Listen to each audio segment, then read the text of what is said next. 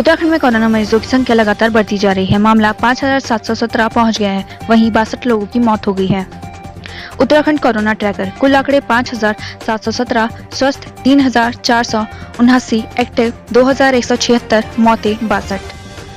अब बात करते हैं उत्तराखंड के विभिन्न जिलों की। देहरादून 1,319, नैनीताल 896, टिहरी गढ़वाल 492, हरिद्वार 1,042, उधम सिंह नगर 951, पौड़ी गढ़वाल 190, अल्मोड़ा 258, बागेश्वर 95, चमोली 82, पिथौरागढ़ 87, रुद्रप्रयाग 68, उत्तरकाशी 150, चंपावत 87।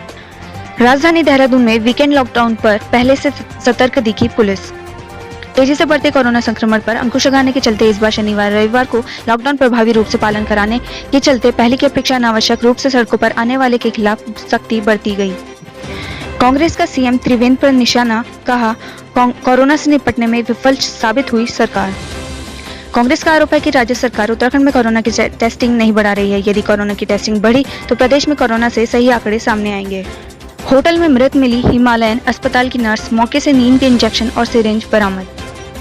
टिहरी के जिला अस्पताल में तैनात एक नर्स की संदिग्ध हालत में मौत हो गई। नर्स का शव शनिवार को टिहरी के एक होटल में मिला। वहीं सूचना पाकर मौके पर पहुंची पुलिस ने मौके से नींद के इंजेक्शन और सिरिंज बरामद किए। ये देख होटल मालिक और स्टाफ हैरान रह गए। पुलिस का कहना है कि नर्स ने नींद के इंजेक्शन का ओवरडोज ले लिया, जिसके कारण उसकी मौत हो गई। वहीं नर्स के परिवार वालों ने मामले की जाँच की मांग की।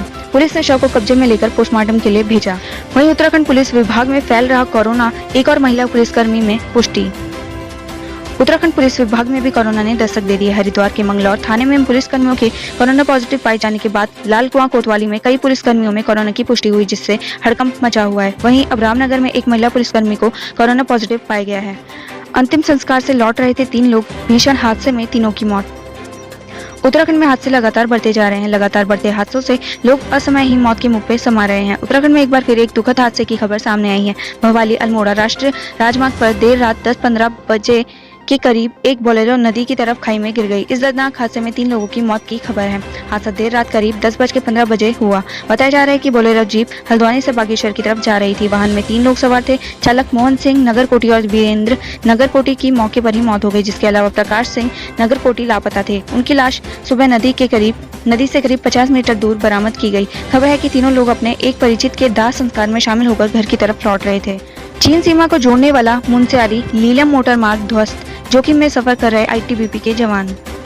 आसमानी से बरसी आफत ने सीमांत जिले पिथौरागढ़ में भारी तबाही मचाई है। चीन सीमा को जोड़ने वाले मुनस्यारी लीलम मोटर मार्ग में कई स्थानों पर सड़क का नामो निशान तक नहीं बचा है। आईटीबीपी के जवान जान जोखिम में डालकर सीमाओं तक पहुंच रहे हैं। प्रवासियों को एकीकृत खेती से जोड़ने की कवायद, डीएम ने शुरू किया अभियान। जनपद पौड़ी में एकीकृत खेती करने के लिए जिलाधिकारी पौड़ी की ओर से बाहर से आए प्रवासियों के साथ साथ क्षेत्रों लोगों को भी प्रोत्साहित किया जा रहा है। वहीं सितारगंज में गौमांस के साथ 6 आरोपी गिरफ्तार, 2 फरार। गौवंश संरक्षण स्क्वाड और स्थानीय पुलिस की संयुक्त टीम ने 3 क्विंटल प्रतिबंधित गौमांस के साथ 6 आरोपी गिरफ्तार किया है, जबकि 2 साथी फरार होने में कामयाब हो गए। ईद उल अजहा को लेकर पुलिस प्रशासन ने कसी कमर, मुस्लिम धर्म गुरुओं को दिए ये निर्देश। ईद उल अजहा बकरीद का त्योहार चांद देखे जाने के बाद 31 जुलाई या 1 अगस्त को मनाया जाएगा। इस साल की ईद थोड़ी अलग रहेगी। कोरोना संक्रमण के चलते एहतियात बरतने होंगे। ईद पर शारीरिक दूरी का पूरी तरह से पालन और मास्क, सैनिटाइजर का भी इस्तेमाल करना होगा। अव्यवस्थाओं के बीच केदारनाथ पहुंच रहे श्रद्धालु, अब तक 6000 से ज्यादा यात्रियों ने किए दर्शन। अब तक धाम में 6000 से ज्यादा तीर्थयात्री बाबा केदार के दर्शन कर चुके हैं। ठंड और बारिश के बीच भक्त भारी संख्या में बाबा के दर्शन के लिए पहुंच रहे हैं। पैदल मार्ग पर अनेक प्रकार की कठिनाइयों को पार करते हुए भक्त धाम में पहुंच रहे हैं। जिला प्रशासन की ओर से धाम पहुंचने वाले तीर्थयात्रियों के लिए कोई सुविधा नहीं की गई। उत्तराखंड से अयोध्या राम मंदिर भेजा जाएगा 4 धामों की माटी और पवित्र नदियों का जल। अयोध्या में श्री राम मंदिर निर्माण के लिए 5 अगस्त को भूमि पूजन होना है। ऐसे में उत्तराखंड से भी 4 धाम बद्रीनाथ, केदारनाथ, गंगोत्री, यमुनोत्री समेत अन्य मठ मंदिरों की माटी के साथ ही गंगा यमुना का पवित्र जल भी अयोध्या भेजा जाएगा। आपदा का खौफ, धापा गांव के 47 परिवारों ने छोड़े मकान, प्लास्टिक टैंक का सहारा। मुनस्यारी के धापा गांव में आसमानी आफत के डर से 47 परिवारों ने अपना मकान छोड़ दिया है। ये परिवार जंगलों और गुफाओं में प्लास्टिक के टैंक लगाकर रहने को मजबूर है। ऐसे में गांव के सभी 120 परिवारों की रातों की नींद उड़ गई है। फिर चर्चा में है देहरादून नारी निकेतन, बाथरूम जाने का बहाना कर फरार हुई नाबालिग।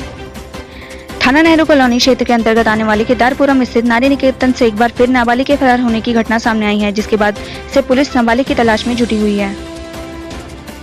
श्रीदेव सुमन को 76वीं श्रीदेव सुमन को 76वीं शहादत दिवस पर किया याद, दी श्रद्धांजलि।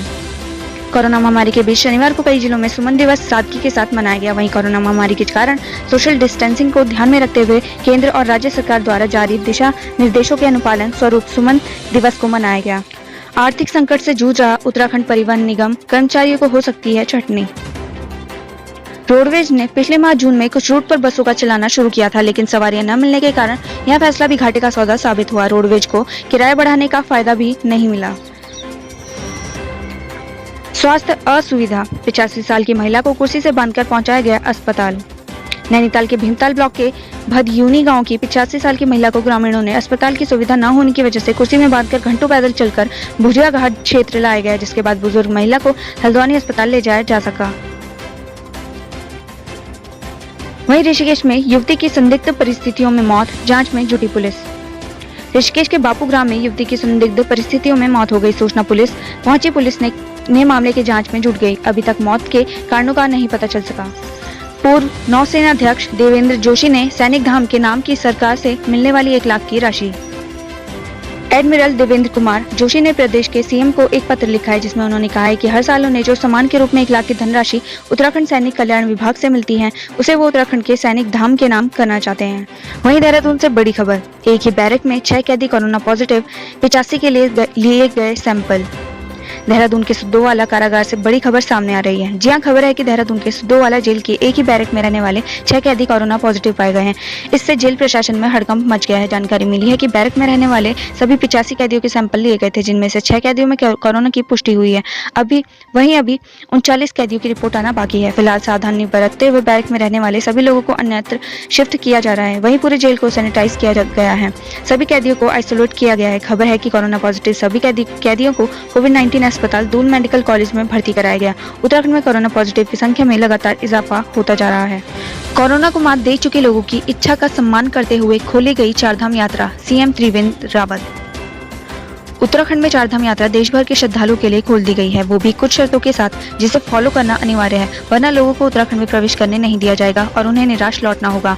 आपको बता दें कि बीते दिन देवस्थानम बोर्ड ने चारधाम यात्रा बाहरी राज्यों के श्रद्धालुओं के लिए खोलने का फैसला किया और गाइडलाइन जारी की। दरअसल ये फैसला लेने की जिम्मेदारी सरकार ने देवस्थानम बोर्ड को दी थी, जिसके बाद देवस्थानम बोर्ड की बैठक हुई और इस बैठक में देश भर के श्रद्धालुओं के लिए यात्रा करने का फैसला लिया गया। लेकिन चारधाम यात्रा की अनुमति उन्हीं को दी जाएगी जिनमें 72 घंटे के अंदर अपना कोरोना टेस्ट कराया हो और रिपोर्ट नेगेटिव आई हो। बिन रिपोर्ट के उत्तराखंड प्रवेश की अनुमति नहीं हो।